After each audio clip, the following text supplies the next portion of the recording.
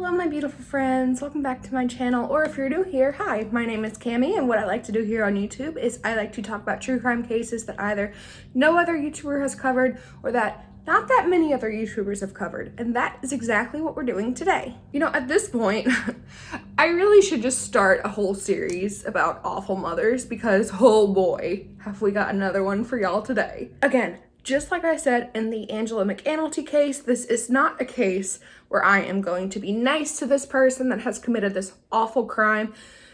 I don't have sympathy for her, and if you don't like hearing true crime YouTubers talk about how awful of a person they think the perpetrator is, I suggest you click off of this video because, I hate this woman.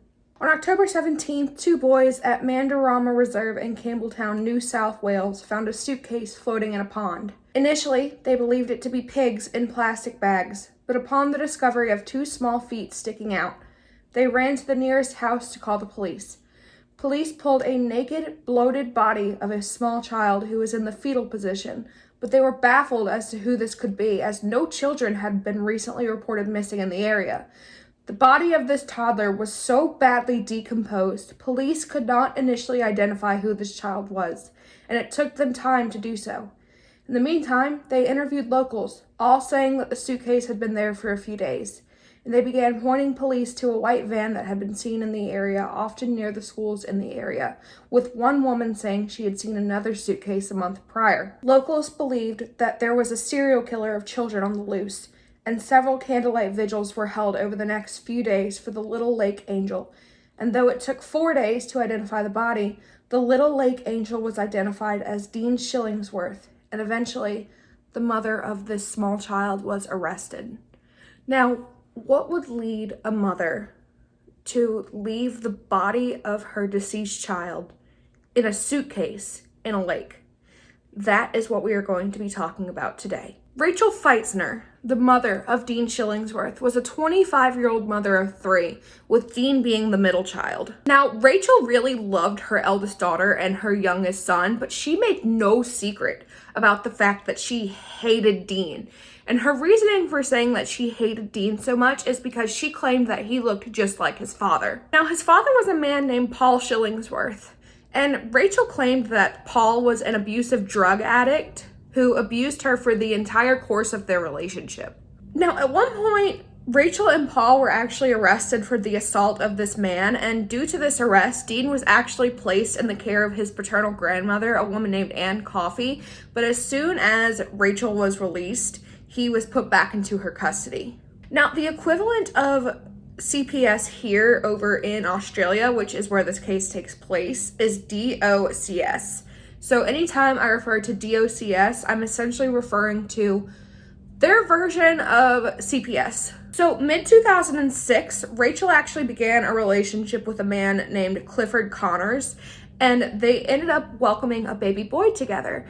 And Clifford was a great stepfather. He loved all of Rachel's kids like they were his own. He doted on these children, and he, like I said, he really just treated them like they were his own children. And you would think that would make Rachel happy and that any mother would be ecstatic that they have found a man to marry that takes care of not only her, but also her children. But that wasn't the case, or not necessarily that wasn't the case. It really pissed Rachel off that this guy that she married gave attention to her children, because in her mind, him giving attention to her children took away attention from her. More specifically, she was okay with the fact that he treated her oldest daughter and her youngest son well, but anytime he was even nice to Dean, it just really pissed Rachel off. She hated the fact that anyone treated Dean well. Rachel didn't want anyone even treating Dean like he was a human being. And the fact that Clifford loved Dean and gave him attention and gave him love that Rachel didn't want him to have, like I said, it pissed her off even more. So it was at this point that Rachel actually began fighting for full custody of Dean from Paul. And she claimed that this is what Paul wanted and that he wanted Dean to be raised with his mother and his siblings. The court did rule that Rachel could get visitation with Dean, but that Dean would stay in the custody of his grandmother, Ann Coffey. However, very quickly, Rachel began doing things like keeping Dean longer than she was allowed to have him. The weekend after it was ruled that Rachel would only have visitation and wouldn't have full custody, she took Dean for the day, and when she brought Dean back, she claimed that supposedly she had this like big party for Dean and that he was really happy with her and that he didn't want to go back to his grandmother. Now, of course, this party didn't actually happen. She was just lying to, I don't know, make them jealous, I guess. But either way, when she dropped Dean back off, everyone seemed to be in good terms and Rachel seemed fine. The next time that Rachel would have Dean would be July 7th. So on July 7th, Anne drops Dean off at Rachel's, and she was supposed to have him just that day, and Rachel was supposed to drop Dean off at around 6 o'clock p.m. that night. But 6 p.m. came and went, no sign of Dean, no sign of Rachel. July 16th rolls around, and Rachel tells her caseworker that she can't bear to return Dean and that she can't bear to be apart from him. So 3 days later, Rachel's caseworker visits and notes that Dean seemed happy and healthy and that he and Rachel were getting along well. So July 24th rolls around, and at this point, Rachel still has Dean. So she's supposed to drop him off on July 6th, and she still has him on July 24th. And at this point, Anne starts filing proceedings for the police to actually go and retrieve Dean because Rachel didn't have full custody of him. Anne did. Rachel only had visitation. So when she files this report, when she files for these proceedings to happen, they have to go to court. And there is an appointment set for them to go to court so that way they can hear, Anne say, hey, she's had him for way longer than she's supposed to. She's only got visitation. She doesn't have full custody. But it wasn't set to be heard until September 28th, which I don't know how the system works in Australia, but I'm pretty sure that here it wouldn't take that long. However, before this, Rachel's caseworker, remember how the caseworker said that Dean seemed happy and healthy and that he and Rachel were getting along really well? The caseworker started to see changes from that. Rachel was constantly criticizing Dean, which she didn't do for her other kids. And whenever she was asked, why are you treating Dean this way when you're not treating any of the other kids this way, she said that Dean had bad habits that came about from his grandparents spoiling him that she needed to break, which isn't that the grandparents' job to spoil their grandkids? Now, something really interesting to note here is that a year before Dean's murder, Rachel had actually made a comment that she couldn't wait for Dean to be out of her life for good. But she also said that she would kill Dean before she let his grandparents have custody of him. So 3 months before Dean's murder, she really started going even harder on this criticizing Dean. She would call him bad-tempered if he ignored her and called him clingy if he tried to get any kind of attention from Rachel.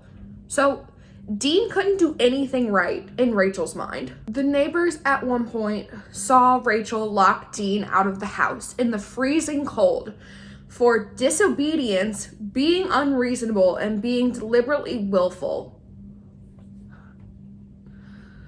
I feel so bad for this child because he's 2 and he's just trying to show affection to his mother like any child does.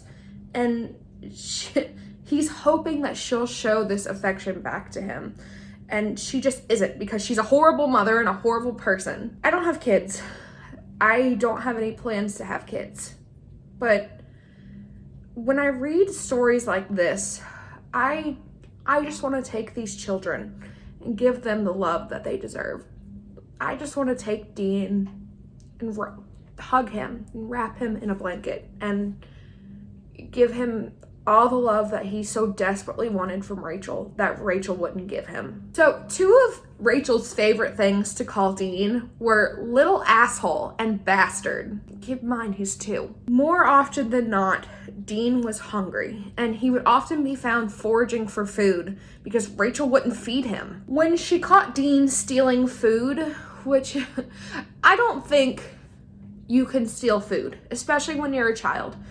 In my opinion, if you have a child and they are searching for food and they're taking food, it's not stealing food. It's them satiating their hunger.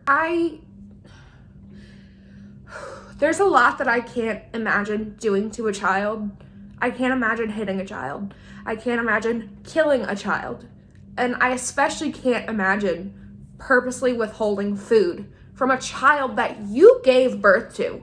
That whenever you got pregnant and decided to keep the baby, whether it's through not having an abortion or not putting the child up for adoption, you agree to take care of this child. Excuse me, my voice got a little cracky there. So she'd punish him for stealing food by hitting him, which she'd also do when he did things like wet his pants, which again, he's 2. 2-year-olds are gonna have accidents, you piece of human garbage. He had bruises all over his body, and he was very anxious around Rachel, which is understandable.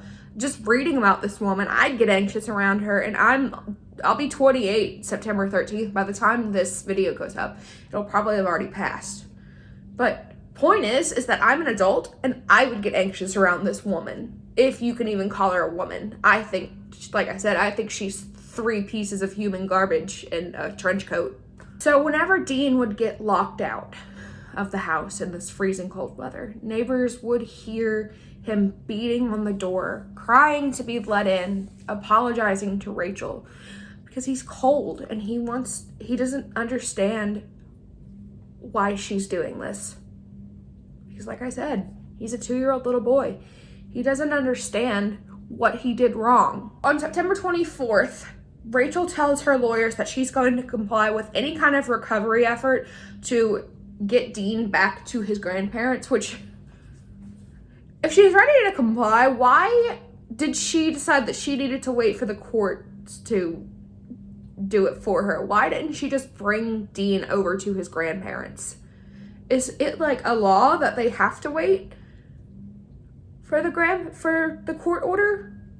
Let me know if you know the answer to that down in the comments below, because I would assume that if Rachel was saying she was going to comply with any kind of recovery order, that she could just bring him back to his grandparents, right? 2 weeks before Dean's death, she again tells her caseworker that she wanted to return him to his grandparents so that way they could have full custody. So it's like, damn, what the hell happened between then? On September 28th, the recovery order application was set forth by the courts, and it was set to be heard on October 11th. Between then, Rachel continually asked DOCS to let the cops take Dean and bring them back to his grandparents. She said that no courts would be necessary and that she just wanted Dean out of her house. On October 3rd, she told her caseworker that she wanted Dean gone as soon as possible, but she assured her caseworker that she would not hurt Dean, which clearly something changed between then. So the day that Dean was set to be returned to his grandparents, Rachel caught him eating a burger that a neighbor had given him, and she lost it. She went ballistic. She dragged Dean back home, grabbed him by the neck, and shook him until his eyes rolled back and he frothed at the mouth. At that point, Dean wasn't breathing, and instead of calling an ambulance to get him to a hospital, because, she couldn't bring him to a hospital, then they'd know she did something. So instead of calling an ambulance and getting him to a hospital to get medical attention, she wrapped him in plastic bags, put him in a suitcase before putting the suitcase in the stroller, covered the stroller with a blanket, and brought him to a park before dumping the stroller in the pond. This piece of human garbage treated the sweet, innocent 2-year-old child like he was garbage when he was alive, and then when she murdered him by putting him in plastic bags like he was garbage. You're the piece of human garbage, Rachel. She then went back to her friend's house and told her friend and Clifford that DOCS had taken Dean. I also want to make a note here that every single report I've read has said that she took Dean by the neck and shook him, but in a recorded phone call with her mother in prison, she said that she had killed Dean by swinging him around by the sweater that he was wearing until he was dead.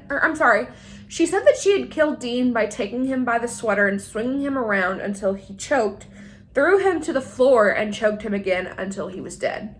So, all the reports that I read said that she had physically choked him by the neck, but then the what she told her mother is that she had choked him. So I don't know. I don't know which one is correct, but I just want to point that out. On October 15th, after Dean was already dead, she told her caseworker that things were better between her and Dean. So this woman's an idiot. Okay, she's a horrible human being, but she's also an idiot. Instead,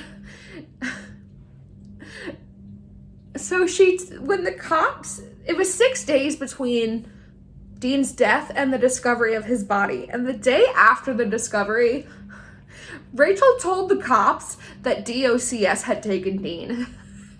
Which is easily, I'm laughing because it's like, that's easily checked out.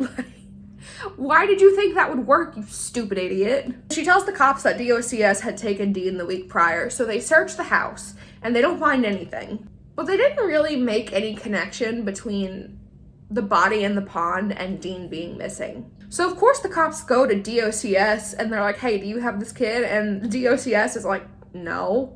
And so they go and they ask Clifford if he knows where Dean is, and he's confused because remember, Rachel had told him that DOCS had taken. Lady, if you're gonna lie about this, don't say a government agency has your child, your deceased child.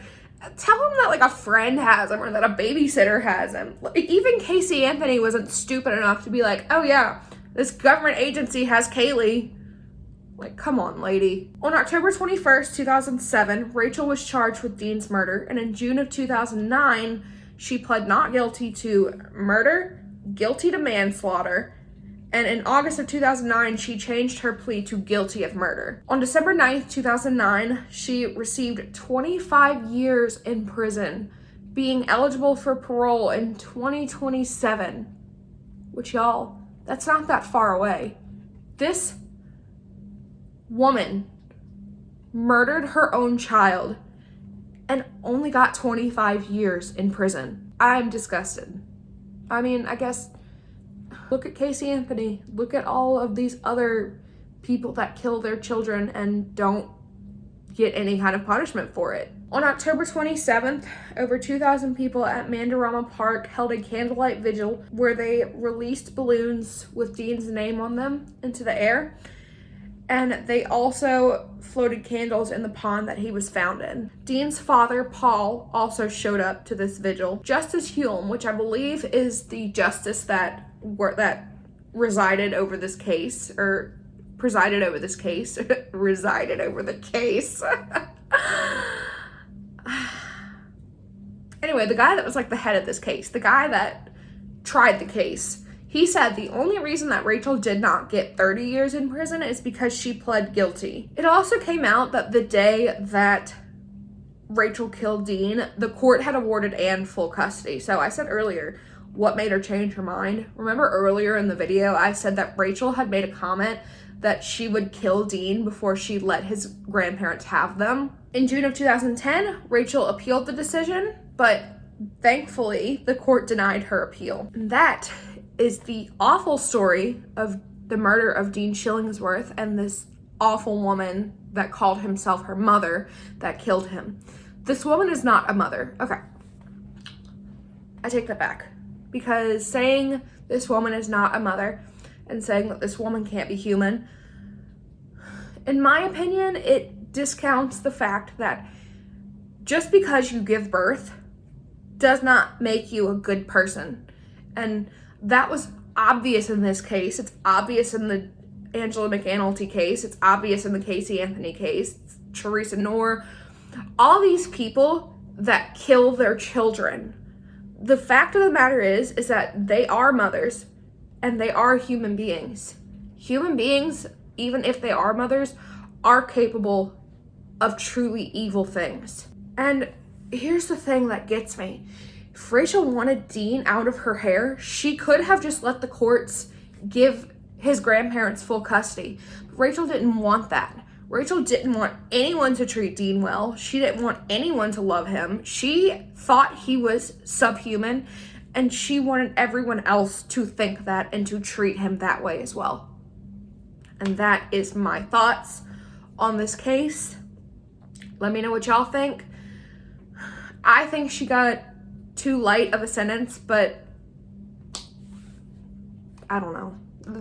These cases always get me. Anytime that I do cases on the murders of children, I have to take a step back because I've seen a lot of horrible things. I've seen people murder. I've read stories, I've read cases where people murder their partners, where they murder strangers, but nothing gets to me like people murdering children. Because I said it before, children are defenseless against anything that adults can do to them. Children are innocent to this world. They don't know the evil that goes on in it. They don't know. I don't know. I don't have words. I just think that if you hurt a child, you should also be hurt. And that's my opinion. Let me know what y'all think in the comments below. Do y'all think she got too light of a sentence, or do y'all think that her sentence was fair considering that she could have easily just not gotten any time? Let me know what y'all think. I'll see you all in my next one. Bye.